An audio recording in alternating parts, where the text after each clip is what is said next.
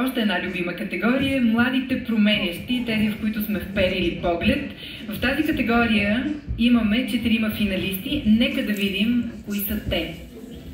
Категория младите променящи.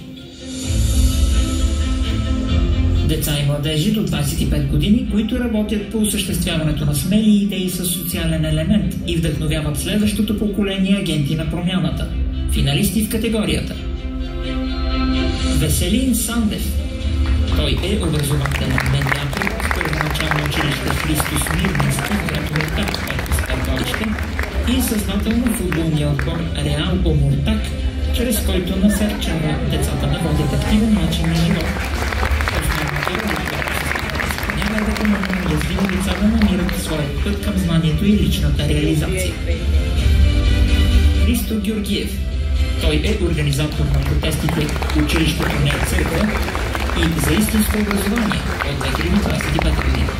През май 2025 година, когато тъкмо завършва 12 клас, той организира 2 протеста под наслов Училището не е църква срещу въвеждането на задължителен учебен предмет, свързан с религиозно обучение. Гимназистите и учителите от Средно училище Христо Ботев в град Ихтиман организират 2 социално значими проекта, като един от тях е от 12-класниците Кристиян Медарски, Биляна Милчева и Трайчо Георгиев, които с труд и въображение превръщат стартиралата през 2021 година благотворителна инициатива Медскауза в пчелно училище. Надие и Муди Жафар са брат и сестра и национални състезатели по джудо. Двамата са не просто многократни републикански и балкански шампиони, а и чрез дисциплинираността, трудолюбието и скромността си вдъхновяват малки и големи да спортуват.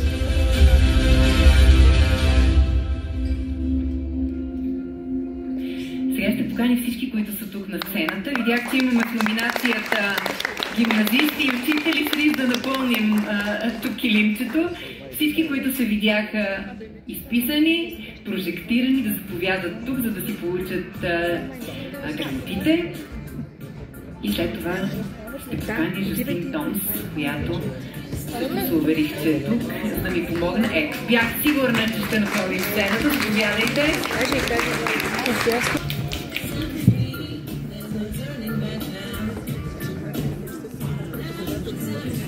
Най-хубавата категория.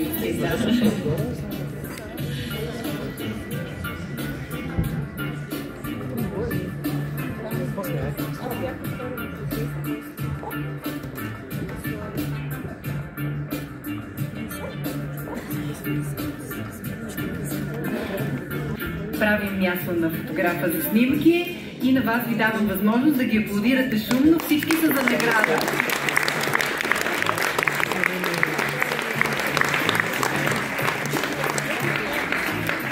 Жустин вече е при мен, дигитален експерт, преподавател, жури в агент на промяната. Много се радвам, че си тук. Наградата отива при гимназистите и учителите от Средно училище Христо Ботев, град Ихтиман.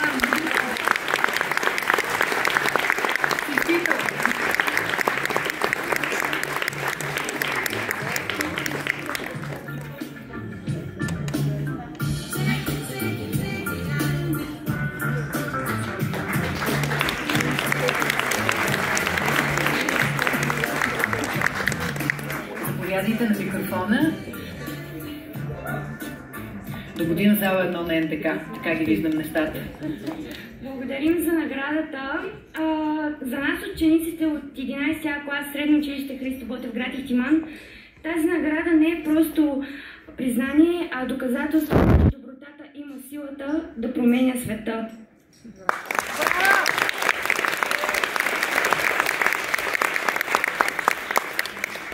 Нашият кодекс против тормоза се роди от вярата, че промяната започва от нас самите, от начина, по който мислим, говорим и се отнасяме един към друг.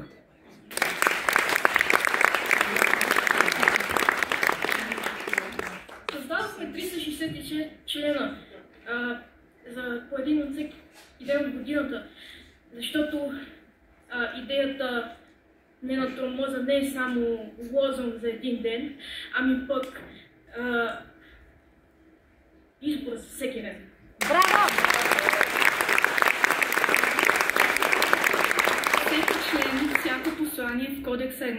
лично обещание да бъдем по-добри, по-търпеливи и по-човечни.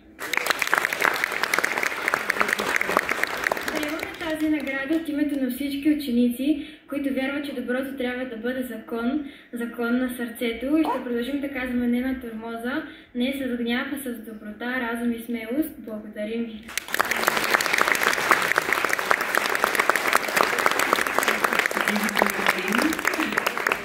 Че дойдохте, че правите това, което правите, заповядайте по местата, изпратете ги с аплодисменти.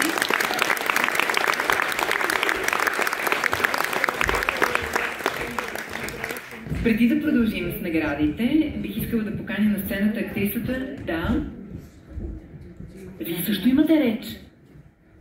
Заповядайте.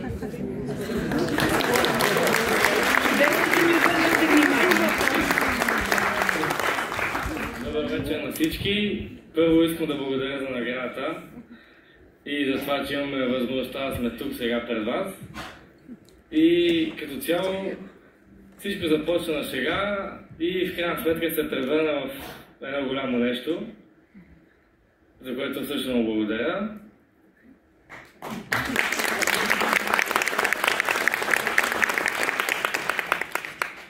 Нашата мисия беше да създадем място, което вдъхновява и обединява, и също така напомня, че доброто има дом.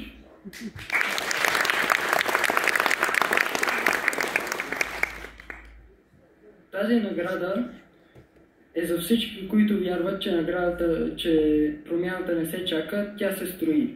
Както ние построихме своето пчелно училище. С труд, приятелство и кауза.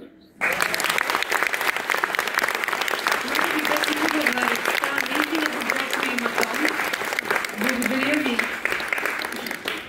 Заповядайте.